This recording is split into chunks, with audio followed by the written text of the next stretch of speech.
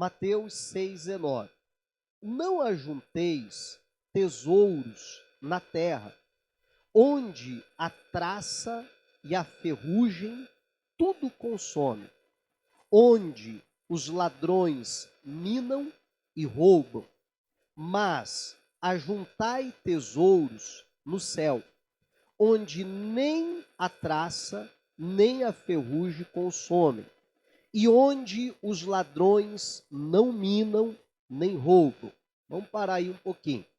Jesus, ele ensinando a multidão dos seus discípulos, entenda que essa é uma palavra destinada aos discípulos, aqueles que estavam seguindo Jesus, aqueles que estavam ouvindo a palavra de Deus. Ele diz: olha, não ajuntem tesouros aqui nessa terra. Então, eu não posso ter dinheiro. Eu penso que não é isso que Jesus está dizendo. Mais tarde a Bíblia vai dizer, né? Manda aos ricos do presente século que não ponhais, né, na riqueza o coração, na instabilidade das riquezas, mas em Deus, né? Então o problema não é ter riqueza. O que Jesus está dizendo é: cuidado para que você não se preocupe tanto em ajuntar tesouros aqui nessa terra e ser pobre, né, e não ter tesouro nas coisas de Deus. É aquilo que Jesus, contando a parábola, ele diz daquele homem lá que teve uma grande colheita e tal, e derrubou os celeiros, fez maiores. Agora, né, estou tranquilo, os meus celeiros estão cheios.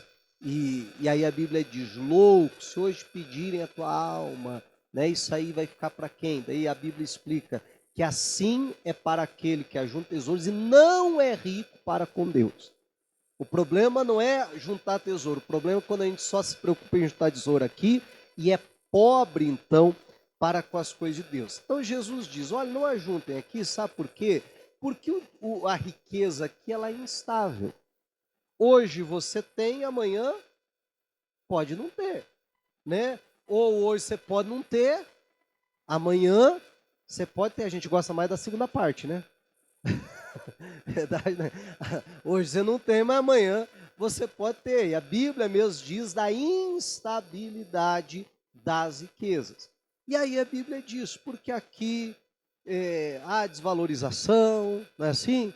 A traça come, o ladrão pode roubar. E aí a gente precisa até tomar um cuidado, meu irmão, porque muitas vezes, e é sobre isso que eu estou pregando hoje, que o nosso pensamento precisa estar no céu, em Deus.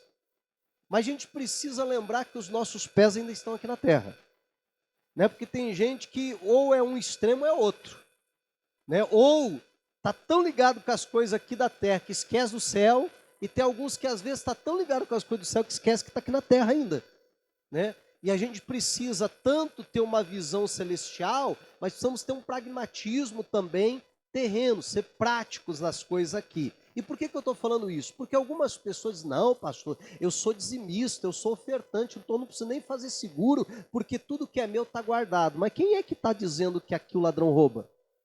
Jesus. Quem é que está dizendo que aqui enferruja, que a traça come? Jesus. Eu creio que Deus guarda aquilo que é nosso, e quando nós somos fiéis a Deus, Deus o guarda? Sim. Mas nós precisamos entender que todas as pessoas, sendo fiéis ou infiéis, estão vulneráveis a todos os tipos desse perigo. Você está entendendo? E Jesus está falando isso aos seus discípulos. Amém. Mas o que eu queria chamar a atenção está no versículo 21, que diz assim, ó: porque onde estiver o vosso tesouro, aí estará também o vosso coração. Você perceba que Jesus ele está ensinando para nós sermos ricos para com Deus. Nós temos um tesouro nos céus. Por quê? Por causa disso aqui. Para que a gente, né, entenda essa verdade, que aonde está o nosso tesouro, ali está o nosso coração. Meu irmão, isso aqui que Jesus está nos ensinando mostra algo muito, muito fácil da gente entender, mas que às vezes a gente ignora. E aí a gente precisa se perguntar, qual é o nosso tesouro? Aí eu lembrei até do Chaves, lembra do tesouro? Lembra como que é? O Kiko, a mãe dele é a Dona Florinda. Qual que era o tesouro da Dona Florinda? Era o Kiko, né? E para alguns, o que é o tesouro? É o filho. Para outros, o tesouro é o marido, é a esposa. Para outros, o tesouro é o seu trabalho. Não é assim? Aquilo que para nós é um tesouro. E perceba que agora nós não estamos falando de valor monetário necessariamente. Mas aquilo que é o nosso tesouro, ali a gente aplica o nosso coração. E aí surge a pergunta, e é sobre isso que Jesus está chamando a atenção da multidão e está chamando a atenção de nós hoje. Aonde está o tesouro de vocês? Se o tesouro de vocês for a riqueza aqui dessa terra, o coração de vocês vai estar onde? Aqui nessa terra. Mas se, independente se eu tenho um tesouro aqui ou não, ou melhor, independente se eu tenho riquezas aqui ou não, se o meu tesouro é o céu, aquilo que é mais importante para mim, aquilo que eu dou mais valor, então o meu coração vai estar nos céus. Jesus está nos ensinando, meu irmão, que o nosso coração vai estar naquilo que é mais importante para nós. Trocando em miúdos, em poucas palavras é isso. E aí, mais uma vez, surge a pergunta: e aonde está o nosso tesouro? O nosso tesouro precisa estar nos céus, para que o nosso coração esteja lá, para que os nossos olhos estejam lá, para que os nossos pensamentos estejam lá. Porque nós não podemos viver aqui nessa terra, me perdoe a expressão, mas simplesmente como animais, sendo guiados pelos nossos instintos, sendo guiados pelos nossos desejos, esquecendo que existe uma vida eterna. E aí eu falava na semana passada, meu irmão, essa vida vai acabar, e quando a gente morrer, ou a gente vai para o céu, ou vai para o inferno, não tem meio termo. Não existe purgatório, não existe em cima do muro, não existe votos brancos, nulos, indecisos, não existe nada disso. Ou a pessoa vai para o céu, vai para o inferno, e ali ela vai passar toda a eternidade. Amém? E é isso que nós precisamos entender, e o que define a nossa eternidade é a maneira como que nós vivemos aqui hoje. E a maneira que nós vivemos aqui hoje, ela é definida por onde está o nosso coração. E aonde estão os nossos pensamentos, onde estão os nossos olhos. Isso vai definir como nós vamos nos portar aqui nessa terra. Então precisamos ter o nosso tesouro nos céus. Nada nessa terra é tão importante, vale tanto quanto os céus. Lá é o nosso tesouro e lá que precisa estar o nosso coração. Aí a Bíblia diz aqui em Colossenses, vamos para lá por favor. Colossenses capítulo 3, versículo 1.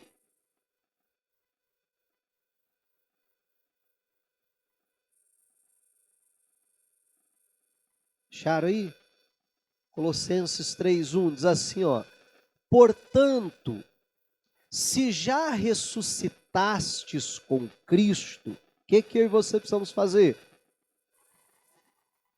Buscai as coisas que são de cima. Vamos parar um pouquinho aí. A Bíblia diz, portanto, se você já ressuscitou com Cristo, então busque as coisas que são de cima, do alto.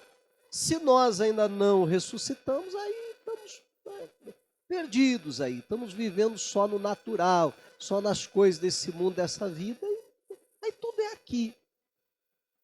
Mas se Jesus nos salvou, se Jesus nos alcançou, se nós ressuscitamos com Cristo Jesus, então a Bíblia diz, espera lá, você nasceu de novo, uma vida nova. Agora, o teu foco tem que ser completamente diferente. Tem que buscar as coisas que são de cima. Olha só, diz mais. Onde Cristo está assentado à destra de Deus.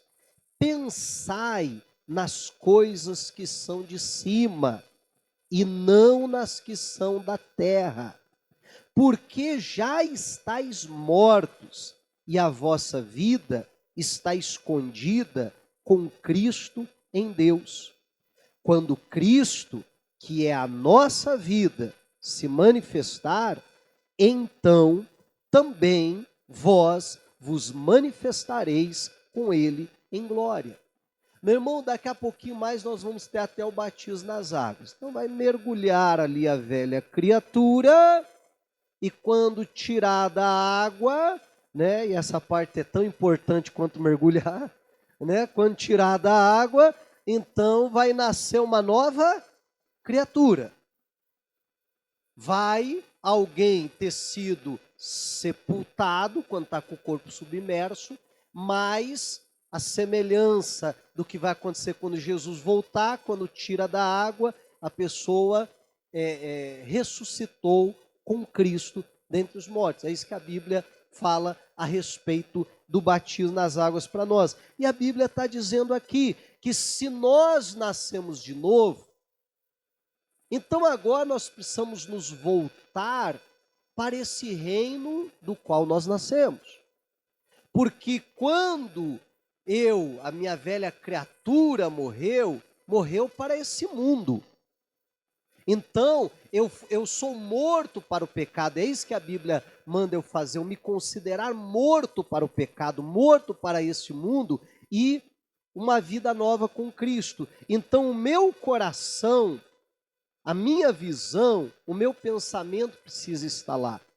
Meu irmão, agora vamos parar e pensar um pouquinho, vamos refletir para ficar mais fácil, dizer assim, às vezes nós nos pegamos assim, pensando em alguns sonhos que nós temos, verdade, não é? Ai, sei lá, vou dar uma viajada aqui, literalmente dar uma viajada, né? Eu tenho o sonho de viajar para Roma. Aí de vez em quando eu fico me pegando assim, puxa vida, já imaginou eu passando lá no Coliseu, deve ser um negócio incrível, deve ser algo maravilhoso, naquelas ruas, nisso, naquilo, você está entendendo? Não, pastor, meu sonho é trocar de carro, pastor, eu quero aquele carro. Aí eu, de vez em quando eu me pego assim, imaginando até com o braço para fora, assim na janela. Não é assim? Né? Dirigindo, eu quero um carro de tal cor e tal, poxa, aquele painel, banco de couro, confortável. Mas não é assim? O outro lá está sonhando em casar. Quando eu casar, vai ser tudo lindo, maravilhoso, nunca vai brigar.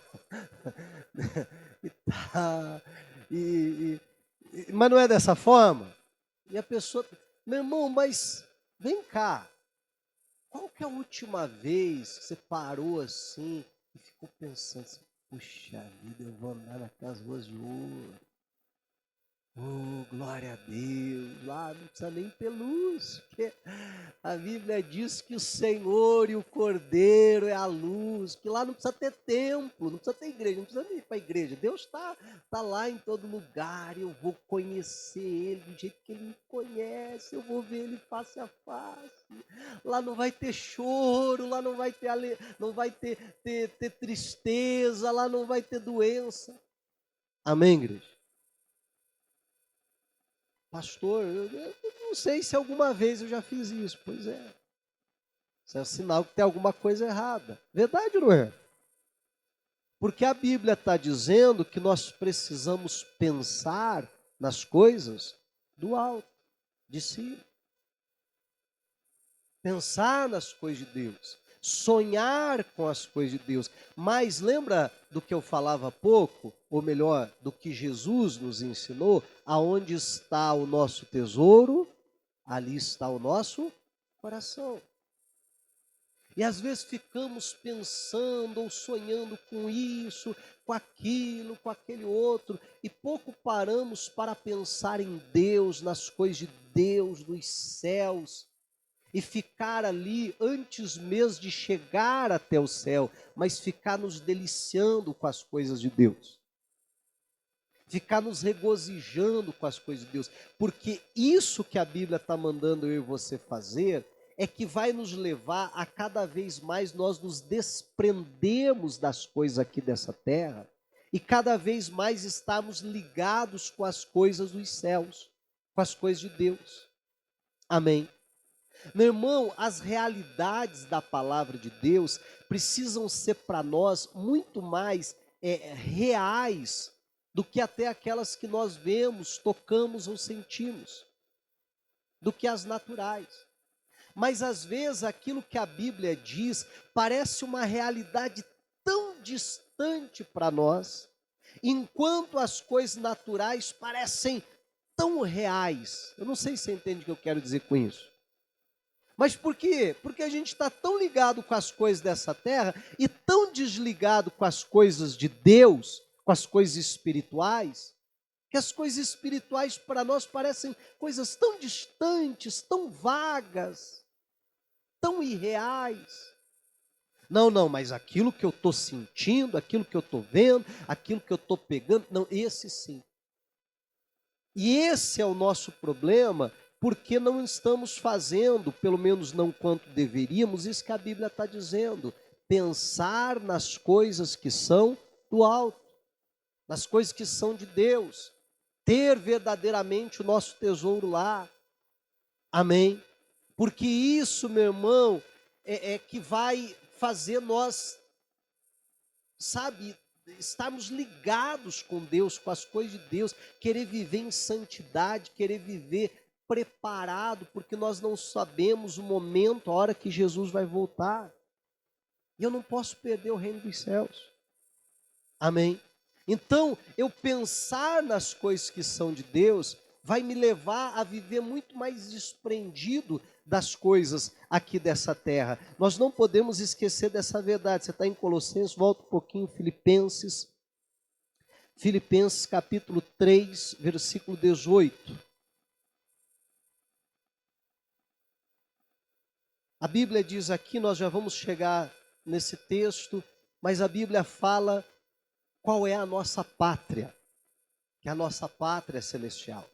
A Bíblia fala também, nós já vamos ver isso, que na verdade são vários textos que falam que nós precisamos ser como peregrinos e forasteiros aqui. Amém?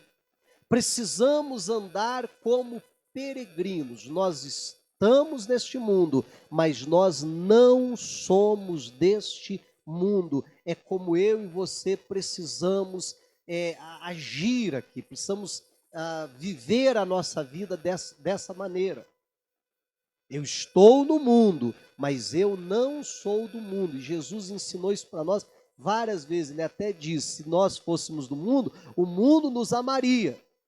Mas porque nós não somos do mundo, o mundo nos odeia. Meu irmão, nós fomos chamados para viver na contramão do sistema, na contramão da sociedade, dos valores deste mundo. Então nós precisamos, se nós tentarmos agradar a esse mundo ou viver em conformidade com esse mundo, então nós vamos agradar a Deus e nós vamos entender que nós somos cidadãos do céu. Amém? E precisamos viver dessa maneira e olhar para esse mundo, para essa terra e dizer, não, eu estou aqui só de passagem. Amém? Estou aqui só de passagem. É isso que a Bíblia diz. Filipenses 3,18 diz assim, porque muitos há, dos quais muitas vezes vos disse, e que agora também digo, chorando, que são inimigos da cruz de Cristo. Vamos parar um pouquinho, vamos devagarzinho para a gente construir entendimento. Olha só, Paulo está dizendo, eu já falei outras vezes, mas agora eu repito para vocês, eu falo, derramando lágrimas, eu falo chorando, que tem pessoas que são inimigas da cruz de Cristo. Para aí um pouquinho e tenta no seu imaginário, tentar construir essa figura.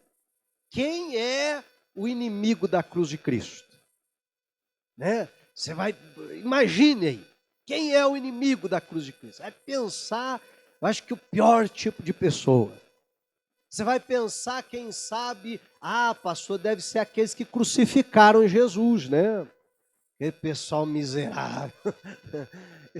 Esses dias atrás eu até estava vendo um vídeo, eu dei risada demais, que estava, não sei se você viu, estava fazendo uma encenação da crucificação na Páscoa, e aí o soldado romano estava lá judiando de Jesus, e um camarada sobe no palco, o capacete começa a bater no, no soldado romano, né? Eu acho que ele fica muito comovido com a cena. Olha lá, estão maltratando Jesus, né? Eu acho que aquele lá é o inimigo da cruz de Cristo. Ele foi lá e começa a bater no cara, né?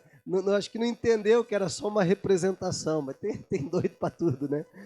Mas talvez a gente pense, né, quando fala inimigo da cruz, deve ser esse pessoal que crucificou Jesus. Pastor, deve ser algum satanista.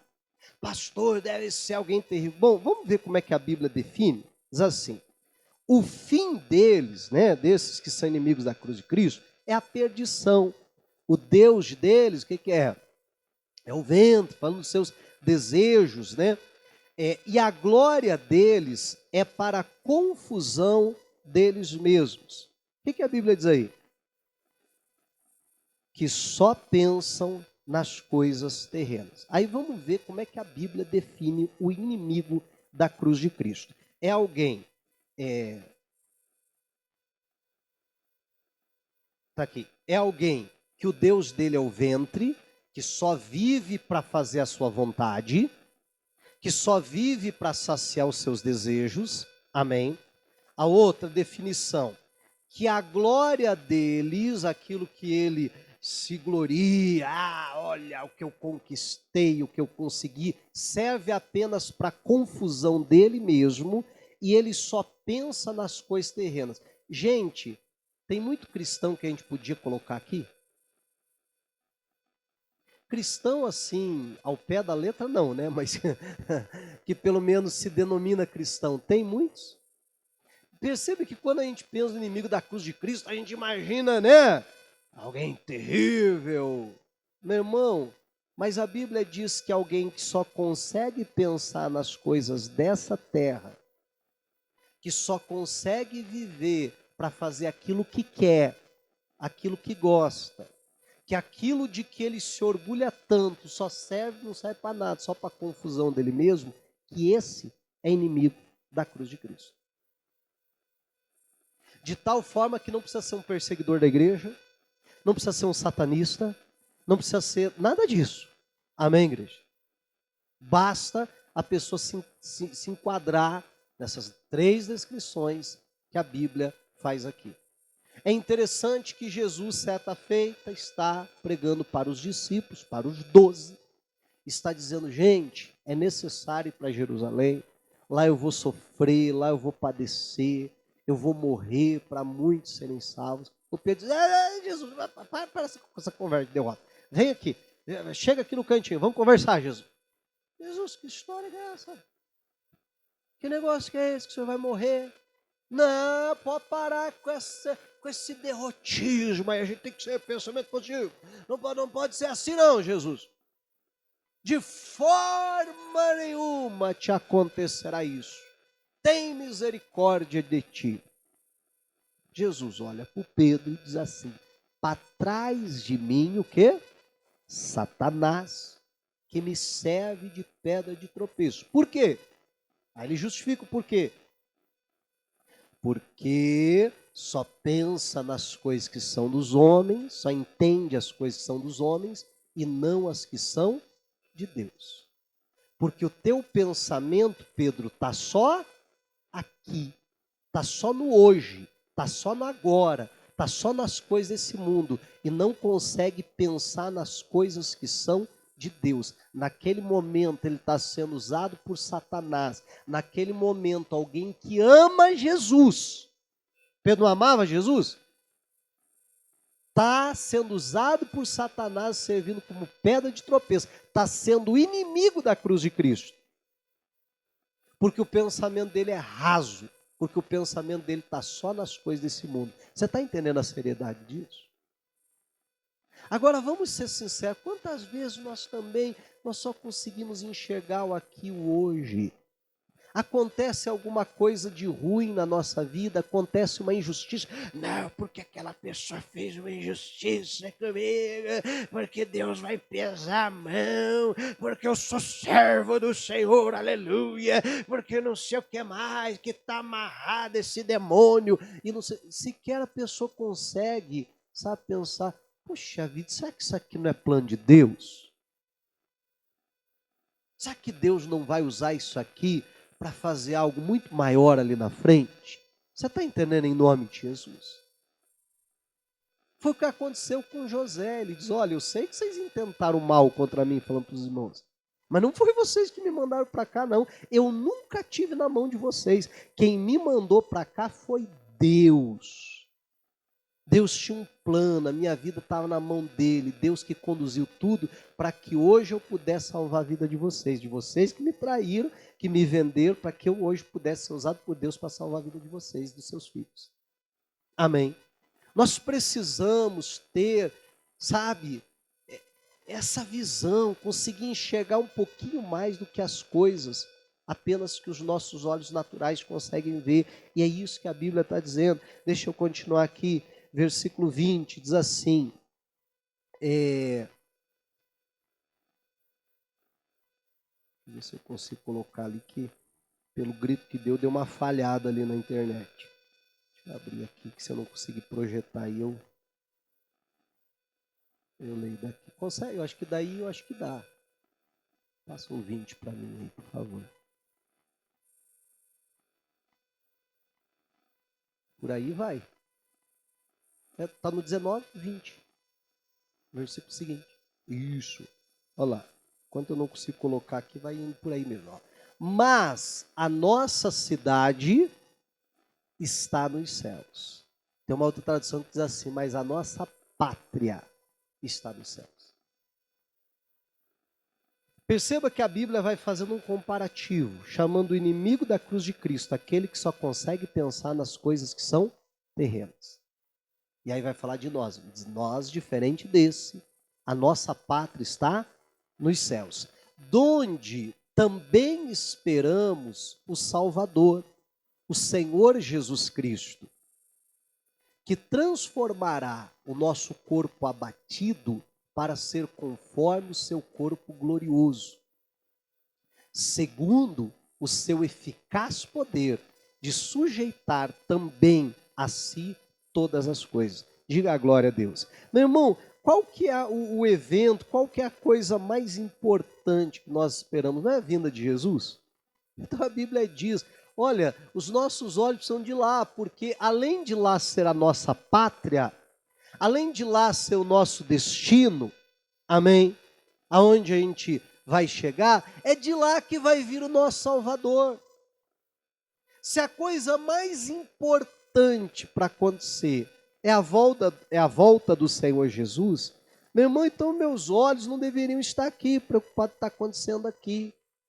Tá sempre preocupado em saber qual é a última notícia, o que aconteceu, o que deixou de acontecer, o que fulano falou, o que ciclano fez, que não sei o que mais e tal. Não, os nossos olhos têm que estar nos céus. Amém, igreja? É de lá que o meu Salvador vai vir.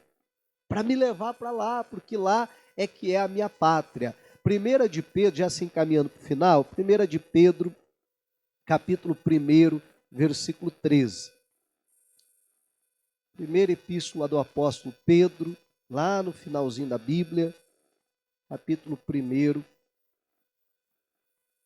e versículo 13.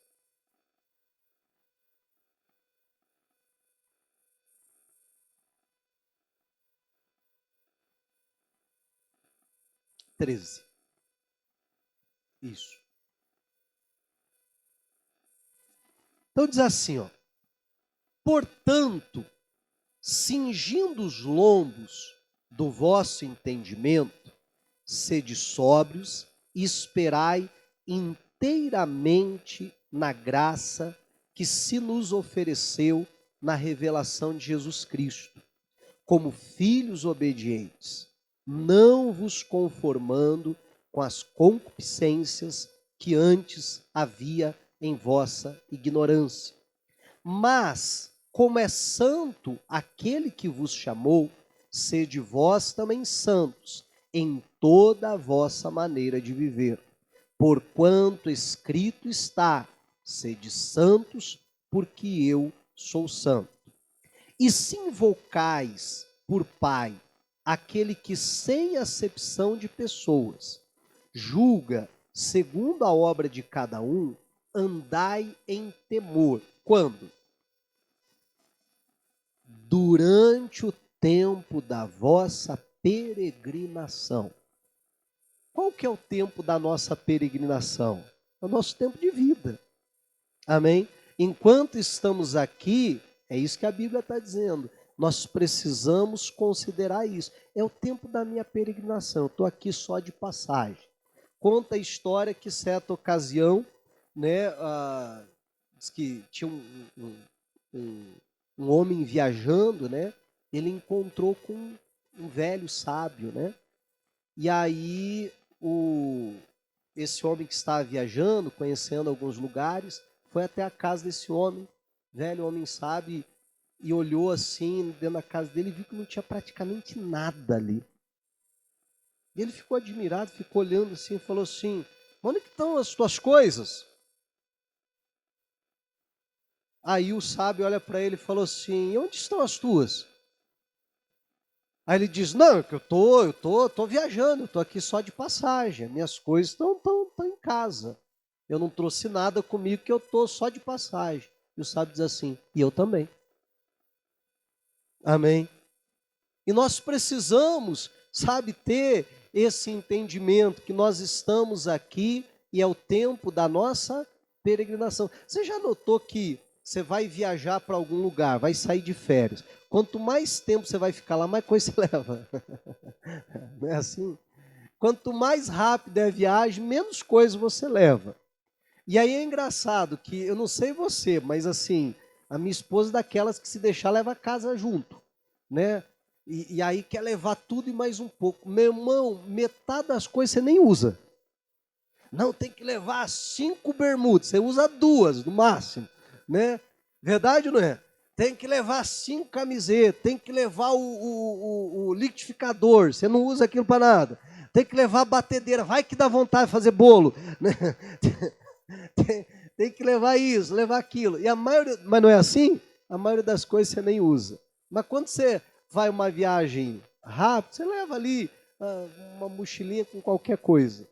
E a gente precisa, sabe, tentar trazer isso também para a nossa vida. Eu estou aqui apenas de passagem. Durante o tempo da minha peregrinação, a Bíblia diz andar em temor. E aí continua dizendo assim, 18. Sabendo que não foi com coisas corruptíveis, como prata ou ouro, que fostes resgatados da vossa vã maneira de viver, que por tradição recebeste vossos pais, mas com o precioso sangue de Cristo, como de um cordeiro imaculado e incontaminado, o qual, na verdade, em outro tempo foi conhecido, ainda antes da fundação do mundo, mas manifestado nestes últimos tempos por amor de vós. E por ele credes em Deus, que o ressuscitou dos mortos e lhe deu glória, para que a vossa fé e esperança estivessem em Deus. Amém. A Bíblia manda eu andar nessa terra com esse pensamento. Eu sou um peregrino aqui, porque eu fui comprado, porque eu fui resgatado, não com prata, não com ouro, não com coisas preciosas, mas com o sangue de Cristo Jesus, para morar no céu. E para a gente acabar, primeira epístola aos Coríntios, melhor dizendo, segunda epístola aos Coríntios, capítulo 5 e versículo 1, para a gente fechar e orar. Segunda epístola aos Coríntios, 5, 1.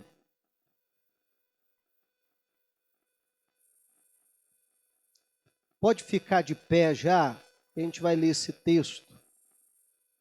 já de pé, e em seguida a gente já vai fazer a oração. Segunda Epístola aos Coríntios 5:1. Acharam aí? Vou tentar de novo. Quem achou, diga glória a Deus. Aí melhorou. Diz assim, ó. Porque sabemos que a nossa casa terrestre, deste tabernáculo, amém? Está falando do nosso corpo, da nossa vida, se desfizer, temos em Deus um edifício, uma casa não feita por mãos, eterna, aonde? Nos céus. E por isso também gememos, desejando ser revestidos da nossa habitação, que é do céu. Meu irmão, eu e você precisamos ter sempre essa viva esperança no nosso coração. Que se esse tabernáculo aqui, essa casa terrestre aqui, se ela se desfizer, se ela se acabar, se nós formos mortos, que isso não é o mais importante não é a vida aqui, o mais importante não é esse tabernáculo aqui, mas que nós vamos entender que se esse aqui se desfizer, nós temos um edifício dos céus, não feito pela mão do homem, mas que foi feito por Deus. E aí a Bíblia diz que é lá que é a nossa habitação. Meu irmão, a nossa pátria é lá, a nossa habitação é lá, a nossa casa é lá. Jesus disse, eu vou para vos preparar morada. Amém, igreja? A nossa casa é lá, a nossa casa não é aqui. Então nós precisamos cuidar desse corpo aqui. Claro, enquanto estamos aqui, precisamos cuidar bem. Mas mais do que isso, precisamos viver nessa terra, lembrando que é um corpo celestial esperando para nós. Lembrando que lá que é a nossa pátria, que lá que é a nossa morada, e que simplesmente nós estamos de passagem aqui. De tal forma que não podemos estar presos às coisas aqui, ou não podemos estar com o nosso pensamento apenas nas coisas aqui, ou não podemos fazer das coisas aqui o nosso tesouro. E tudo isso nós falamos hoje. O nosso coração precisa estar lá, o nosso tesouro precisa estar lá. Os nossos pensamentos precisam estar lá. E precisamos sempre ter isso em mente, que eu estou aqui só de passagem. Amém? Diga a glória a Deus e aplauda Jesus mais bonito que você conseguir.